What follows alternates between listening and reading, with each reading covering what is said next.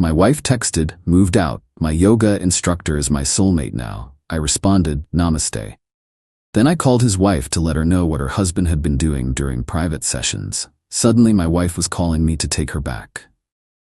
I, 38 male, Walter, got a text from my wife of 10 years, Lauren, 35, a few hours ago. The morning was so normal it was almost forgettable.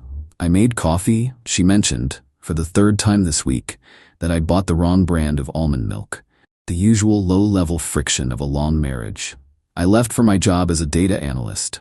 At 11:17 a.m., my phone buzzed. Lauren, I've moved my things out. I'm sorry to do it this way, but I've found my soulmate. Kyle is my twin flame, and we're starting our real lives now. I hope you understand. Kyle, her yoga instructor. A man who unironically uses the word synergy, and whose serene smile always seemed a little too practiced. For a decade of my life, the good and the bad, the final punctuation was a text message. My first feeling wasn't rage. It was quiet. The entire office, the hum of the servers, the frantic clicking of my colleagues' keyboards, it all just receded into a dull, distant roar. I stared at the text. Twin flame, a phrase she'd picked up from a podcast last month. I took a sip of my cold coffee, the bitter taste grounding me. Then I typed back one word, me, namaste. I blocked her number. It felt less like an act of anger and more like an act of sanitation. Then I did what I do for a living. I gathered data. A quick search for Kyle Vance Yoga led me to his wife, Judith Vance. She's the founder of a very successful chain of artisan bakeries. Her professional bio on a business site had a gushing line about her husband Kyle, whose spiritual guidance was a cornerstone of her work-life balance. I found the number for her corporate headquarters easily. I stepped into a small, glass-walled conference room and dialed. Judith Vance speaking. Her voice was exactly as you'd expect, crisp, efficient, and slightly impatient. Ms. Vance, my name is Walter. I apologize for the cold call, but I believe we have a mutual interest. Okay? She said. The word was heavy with suspicion. My wife, Lauren, has been taking private yoga sessions with your husband, Kyle, I said, keeping my voice as level as a sheet of ice.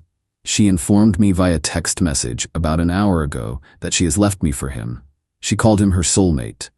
They have apparently moved in together to start their real lives. The silence on the other end was profound. It wasn't shocked or hurt silence. It was the sound of a powerful engine shutting down to divert power elsewhere. I see, she finally said. Her voice had dropped, losing its corporate polish and gaining something much harder. Thank you for this information, Walter. You have my condolences and my gratitude for your directness. I will handle this. She hung up. I went back to my desk. I stared at a spreadsheet detailing quarterly projections, but the numbers were just meaningless squiggles. A part of me, the part that hadn't been cauterized by the shock, felt a deep, hollow ache. I remembered assembling our IKEA bookshelf on our first anniversary, laughing so hard we almost broke it. I had loved her, or I had loved the idea of her I'd held onto for 10 years. I took that ache, that memory, and mentally filed it away. Sentimentality was a luxury, and I had a feeling I was about to go into debt. I went home at lunch. Half her clothes were gone. Her collection of mismatched artsy mugs was missing from the cupboard. The air in our home felt thin, diluted. I'm sitting on the couch now, typing this. The title is just a title. I doubt a woman like Judith actually owns a baseball bat. But based on the steel in her voice, she's the type of person who could accomplish the same effect with a well-worded email. I guess I just have to wait. Update 1, it's been over a week. A week of silence on my end and escalating chaos on hers. I saw a lawyer, Cheryl, on Thursday. She's a sharp, no-nonsense woman who told me the divorce would be straightforward since the house is a premarital asset and we have no children. Her best piece of advice? Unblock her number. Let her text you, let her call and leave voicemails. Every unhinged message is another nail in her legal coffin. Document everything. Respond to nothing. So I did. The first frantic messages arrived 2 days after my call to Judith. It wasn't one clean explosion. It was a series of chaotic little meltdowns. Walter. Judith showed up at Kyle's apartment last night. She wasn't alone. She brought 2 enormous men with her. Movers, she called them. They looked like they could bench press the fridge. She changed the locks. She gave us 24 hours to get our things and get out. She said Kyle was violating the terms of the lease she pays for. This is her apartment. He never told me. The baseball bat was a metaphor after all, but the reality was somehow colder and more corporate. No screaming rage, just two impassive guys and a locksmith. A quiet, terrifyingly efficient eviction notice. Then the financial reality began to sink in for them, piece by piece. On Friday, Lauren texted again. Lauren, Kyle's card was just declined at the grocery store. He tried to buy organic kale and that expensive kombucha he likes. It was so embarrassing. Lauren, she must have canceled his cards. He's on the phone with the bank now, and he's actually yelling. So much for breathing through the negative energy. Then came the voicemails. I listened to them on speakerphone, a strange sense of detachment washing over me. Voicemail 1, panicked. Walter, pick up. She's serious. We have nowhere to go. You have to call her. Tell her she's overreacting. This is your fault. If you hadn't called her, we would have been fine. You've ruined everything. Voicemail 2, crying. He has nothing. I'm just finding this out now. The car we've been driving, it's a lease, in her name. We got a call from the dealership an hour ago saying Judith had terminated the agreement and they're coming to pick it up tomorrow. Tomorrow, Walter. The entitlement was a thing to behold. It wasn't, I destroyed our marriage. It was, your actions have created logistical problems for my new life. Yesterday, Judith texted me. A single, concise message. Judith, they're out. The car is being retrieved. The process of severing his connection to the studio has begun. It will be messy. Thank you again for your integrity. My lawyer's name is David. Give his details to yours. Don't let her walk all over you. Lauren showed up at my work this morning, catching me in the parking garage. She looked haggard. The glow of her new life had faded fast. Walter, we have to talk, she said, her voice raspy. Lauren, Cheryl advised me not to speak with you directly. Don't hide behind a lawyer, she snapped before her face crumpled. I made a mistake.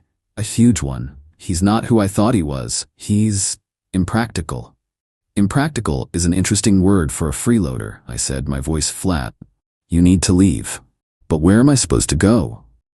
She wailed, the tears coming on cue. Our stuff is in a storage unit we can't even afford. I have nowhere. That sounds like a problem for you and your twin flame to solve, I said and walked away. It was hard. My heart was pounding, but it also felt like setting a bone that had been broken for a long time. Painful, but necessary. About an hour ago, another text. Lauren, can I just get some money? For a deposit on an apartment. Just a loan. For all the years I gave you, don't I deserve a soft landing? I screenshotted it and emailed it to Cheryl with the subject line, Nail number 47. Update 2. It's been over a month now. The divorce proceedings are a slow, grinding machine, but they are moving forward. The past few weeks have been an education in the many flavors of desperation. First came the predictable attempts to manipulate our social circle. Our mutual friend Megan called me, fed a carefully edited story by Lauren about my aggressive overreaction and how I'd sixed a vengeful Judith on her and her spiritual partner. I calmly walked Megan through the timeline, including the verbatim twin flame text and the fact that their entire lifestyle was funded by the woman they betrayed. There was a long, awkward pause. Oh, she said. Wow, okay, I'm sorry, Walter. She left all of that out. The social fires were quickly extinguished. Then Lauren's tactics shifted. She tried feigned nostalgia. Lauren was walking past that little Italian place on 4th Street and remembered our 5th anniversary. I can still taste that tiramisu. I messed up so badly, Walter. I saw it for the ploy it was, an attempt to find a crack in my resolve. It didn't make me angry. It just made me sad. The memory was real, but her use of it was hollow. I sent it to Cheryl. But the real escalation came last week. I got an alert from my credit card company, a charge for $1,500 from an online payment portal used for rental deposits. It was for a card Lauren was an authorized user on, one she was supposed to have destroyed 6 months ago when we were simplifying our finances. The process was infuriatingly real. I spent an hour on the phone with the fraud department, filling out a digital form, confirming my identity multiple times. It was a tedious, bureaucratic headache, but it was also the final piece of the puzzle. She had gone from entitled to criminal. Cheryl was ecstatic in her stoic, lawyerly way. This is it, she said over the phone. This is the leverage we needed. Fraud is a serious accusation. Meanwhile, Kyle has been silent, but his world is publicly crumbling. Judith didn't just snap her fingers. She followed legal process. A for-lease sign went up in front of the yoga studio 2 weeks ago. I looked up the county records. The LLC that owned the property, Judith's LLC, had formally terminated the lease agreement, citing breach of contract. A friend told me he saw Kyle's picture on a community Facebook page, with a post warning local businesses that he had a history of not paying his suppliers. Judith wasn't just taking back her money, she was methodically salting the earth of his professional reputation. This prompted Kyle to finally break his silence. He sent me an email. Subject: A path to healing. Walter, the energy between us all has become toxic. Lauren is suffering deeply due to the aggressive and uncharitable actions taken against her. Your decision to involve Judith was rash and has created a whirlwind of negative karma. Lauren is entitled to spousal support to maintain the lifestyle she was accustomed to. We are requesting an immediate transfer of $5,000 to cover her immediate needs. Refusing to provide this will only deepen the karmic debt you are incurring. This is not a threat, but a spiritual reality. Find your center. In peace, Kyle. I forwarded it directly to Cheryl. Her 2-word reply was, charming, ignored. Her official response via her own legal channels was, I'm told, a masterclass in polite, threatening legalese, reminding Kyle of the penalties for interfering in divorce proceedings and casually mentioning the pending fraud investigation against Lauren. The silence since then has been absolute. They are running out of moves. The consequences aren't a sudden flood. They're a slow, rising tide, and Lauren and Kyle are just now realizing they can't swim. Final update. It's over. The divorce was finalized last week. The final hearing was a 10-minute affair on Zoom. Lauren appeared from a dimly lit room with cheap-looking vertical blinds. She looked tired. Kyle was not present. The credit card fraud was the key. Faced with a formal police report and the bank's evidence, Lauren's lawyer advised her to take the deal Cheryl offered. She waived any and all claims to spousal support or any of my assets. In exchange, I agreed not to press criminal charges. She walked away with her personal belongings, which were still in the storage unit she could barely afford. I haven't heard from Kyle at all, but the small-town nature of our social media circles tells a story. He's working at a health food store, making smoothies. His own Instagram, once a shrine to his enlightened lifestyle, is now private. The final communication from Lauren came about a month ago, not as a text, but as a long, rambling voicemail left at 2 a.m. I listened to it once, dispassionately, as if analyzing a data set. Walter, I know you won't pick up. I can't do this, she slurred, clearly drunk. He's not the person I thought he was. He talks about manifesting abundance while I'm looking for loose change to do laundry. He expected me to get a job and support his spiritual journey. The dream is gone. It was all fake. I want to come home. I know I messed up, but wasn't some part of it good? Don't I get any credit for the good years? Please, Walter. I'll do anything. I'm so sorry. I saved the voicemail, then deleted it. It was the sound of someone hitting a bottom they had dug for themselves. Her very last move was a 10-page letter sent to my office. A final, desperate monologue of blame. She blamed Kyle, Judith, her parents, her unfulfilling job, and most of all, me. My stability had been stifling. My pragmatism was a cage for her soul. My calling Judith was a vindictive, calculated act of war. The last line, I know you think you've won. I hope you enjoy your quiet, organized, beige life, but you'll always know you threw away a woman with passion for a spreadsheet. I read it, then put it through the office shredder, piece by piece. It wasn't a victory. It was just disposal. As for me, I'm rebuilding. I won't lie and say I'm happy. That feels like a cheap, easy word. The betrayal left a scar. The whole legal process was exhausting and expensive, but it was necessary. Some days, a memory will ambush me, and that old, familiar ache will return. But it's duller now. I started seeing a therapist. She says I'm moving from the analysis phase to the feeling phase. It's uncomfortable. I've reconnected with old friends.